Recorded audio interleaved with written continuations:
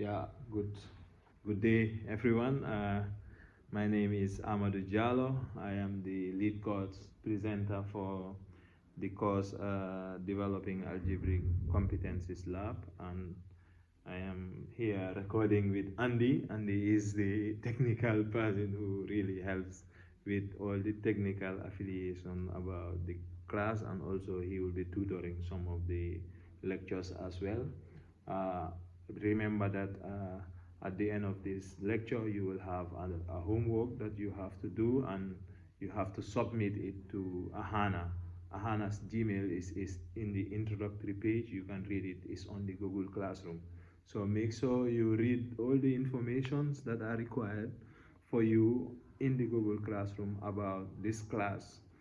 Today we are going to look at some algebra, basic introduction to algebra. I mean, it's important first we talk about the subject. The subject we are looking at is mathematics, and the course is focusing on algebraic competencies.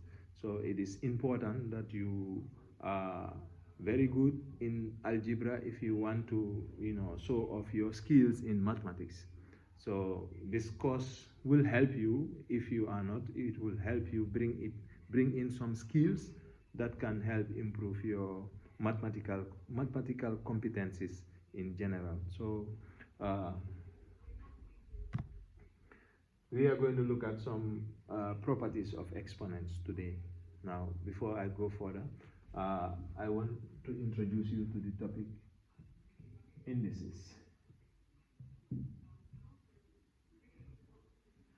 Now, if we talk about indices, what we refer to is a number that is written as a power form. For example, if you have the number 2 to the power 3, this number here is a number in index form, and it refers to the number 2 multiplying itself 3 times. This is 2 times 2 times 2. So when a number is raised to a power, it means you multiply the number to the times it is being raised to the power. This is not 2 times 3. This is not 2 times 3.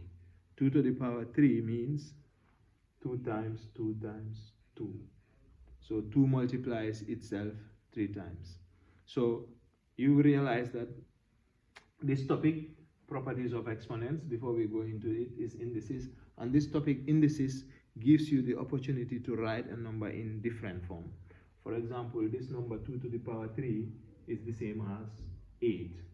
So 8 can be written as 2 to the power of 3. Now you can see you are representing 8 in a different form. You are representing 8 as an index notation, a term in indices.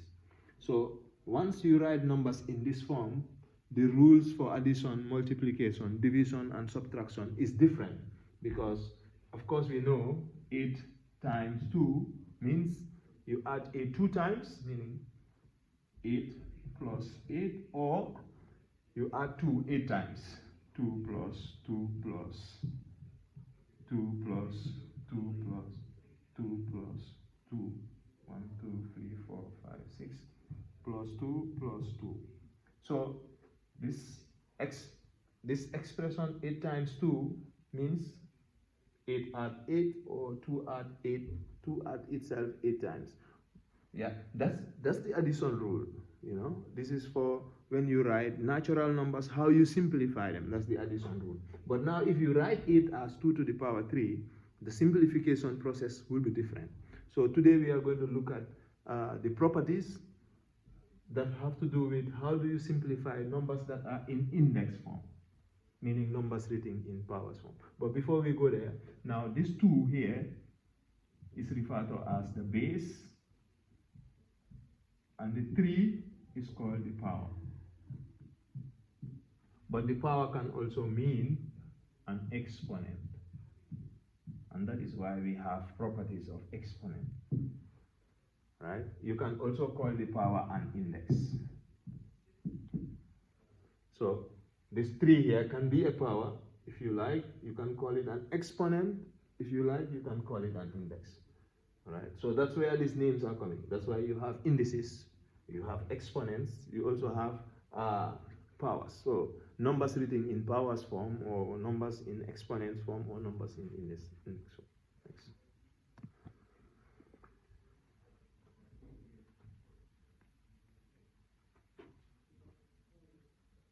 So this was what I just explained. When a term is being raised to a power, it means the term multiplies itself. The term does not multiply the power. For example, 3 to the power 2 means 3 times 3. In this case, 3.3 means 3 times 3. Now, do not confuse this dot with a decimal point. I can write the difference for you. 3 times 3. But this one is 3.3. So you need to understand that when the dot is right in the middle of the writing, that is a multiplication sign. But when the dot is on the base of the writing, is a decimal point. So this point here is a decimal point. This one is a multiplication sign. But that's important because this is not a decimal point. You can see it's right in the middle. That one also. So when a number is raised to a power, please multiply it to the times it is raised to the power. It means if a number has a power of 3, you multiply the number to itself 3 times. If a number is raised to the power 5, you multiply the number 5 times to itself. So 3 to the power 5 is 3 times 3 times 3 times 3 times 3, not 3 times 5. 3 times 5 is not 3 to the power 5. That is important for you to note.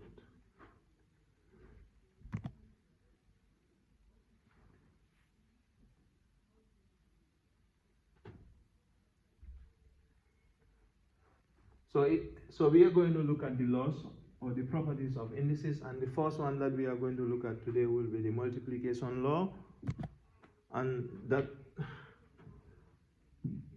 I call the multiplication law. Multiplication law.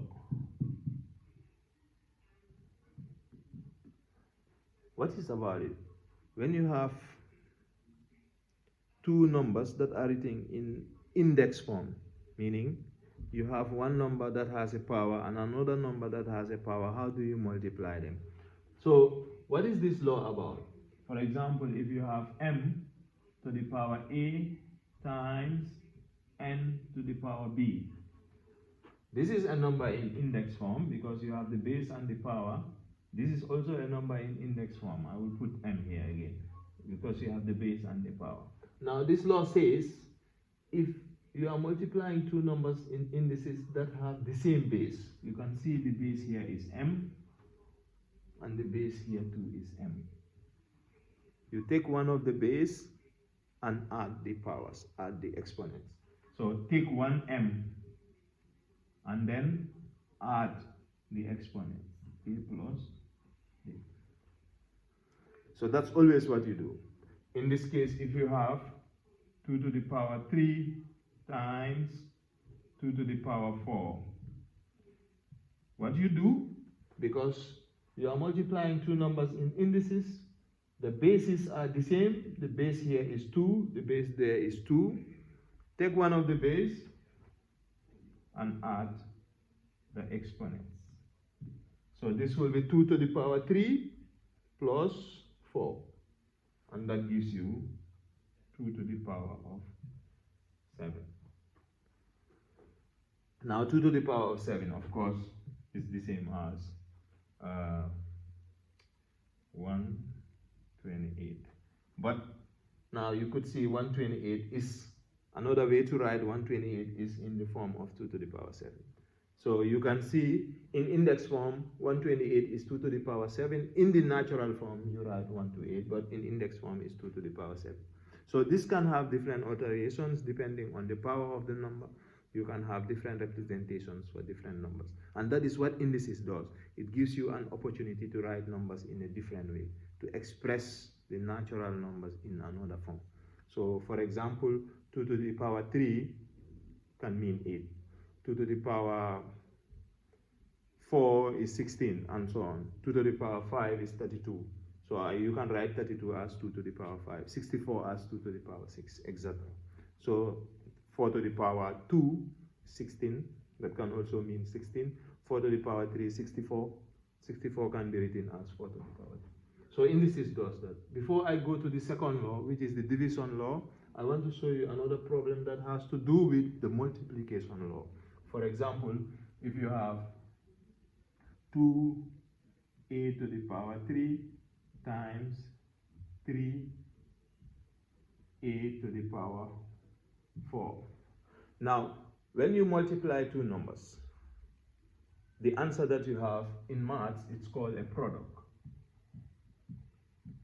For example, 2 times a. These are two terms. If you multiply them, what you have is 2a. The answer that you have is called a product. Now, anytime you multiply numbers, for example, what is the product of 5 and 3? The product of 5 and 3 is 15. That means 3 times 5, the answer that you have, the answer you have after multiplying numbers is a product. So if you look at this term here, 2a to the power 3 is a product, 3a to the power 4 is also a product. So I'm going to rewrite this because I know it is a product. So this is 2 times a to the power 3 times the 3 times a to the power 4. Now, because this is a constant, a coefficient, you can multiply them. So they are natural numbers. They don't have powers. They are numbers in their natural form. So you can multiply them. So this is 2 times 3. But a to the power 3, a to the power 4, you are multiplying them. We are going to multiply that a to the power 3 times a to the power 4. Now what happens here is a is a base, they are the same. You apply the multiplication law. In this case, this is 2 times 3, which is 6 times, take one base and add the powers, 3 plus 4. So this gives you 6a to the power 7. That is the simplification for that. Yeah. Let's look at the next law. The result of multiplying numbers. When you multiply two numbers, the answer that you have was called a product. Now, when you divide two numbers, the answer that you have is called a quotient. I write Q-O-T-I-E-N-T. The results of dividing numbers. What is the quotient of 5 and 25? That's 25 divided by 5, and that gives you 5. So the answer that you have anytime after dividing numbers is called a quotient. So these are terminologies that goes with algebra. You need to remember them also. It's important for your communication skills. So when you are dividing numbers in indices, what happens? For example, m to the power a divided by m to the power b. Now, two numbers that are in index form, they have the same base, and you are dividing them. You take one of the base and subtract the powers. I will also say, take one of the base and subtract the exponents. Or better still, you can say, take one of the base and subtract the index. So this is going to be m to the power a minus b. And that gives you your answer. So if I give you, for example, a to the power 6 divided by a to the power 3. So because you are dividing two numbers in index form or in indices, so what you do is you take one of the base, a, and then subtract the exponents. So this is going to be a to the power of 3. A to the power of 3. So you could look at it from the example here. What we have is a to the power b divided by a to the power c is equals to a to the power b minus c. The same base, the base is a, take one of the base and subtract the exponent. So in a similar way, if you are giving 3 to the power 7 divided by 3 to the power 4, this is, I can write this as 3 to the power 7. I change the division line to a division sign, and 3 to the power 4. You can see it clearly that the base here is 3, the base there is 3. You take one of the base, this is 3, and then subtract the exponents, 7 minus 4. And this gives you 3 to the power 3. And 3 to the power 3 in the natural sense is 27. How? That's 3 times 3 times 3. When a number is raised to a power, what do? You multiply it to the times it is being raised to the power. This number is raised to the power 3. You are not multiplying 3 times 3. You are multiplying 3 to itself 3 times. That is always a mistake with students here, because this is 3, the base is 3, the power is 3. This is not 3 times 3, because 3 times 3 is 9. This is 3 times 3 times 3, and that is 27. Yeah? So I'm going to give you another example that has to do with still the division law. But now, in this case, you have a product, 25x to the power 4 divided by 5x to the power 2. Now, 25x to the power 4, remember, is the result you have after when you multiply 25 by x to the power 4. So 25 times x to the power 4 divided by, meaning everything here divided by, this is 5 times x to the power 2. Now what I'm going to do is I'm going to separate them and simplify them according to the numerics.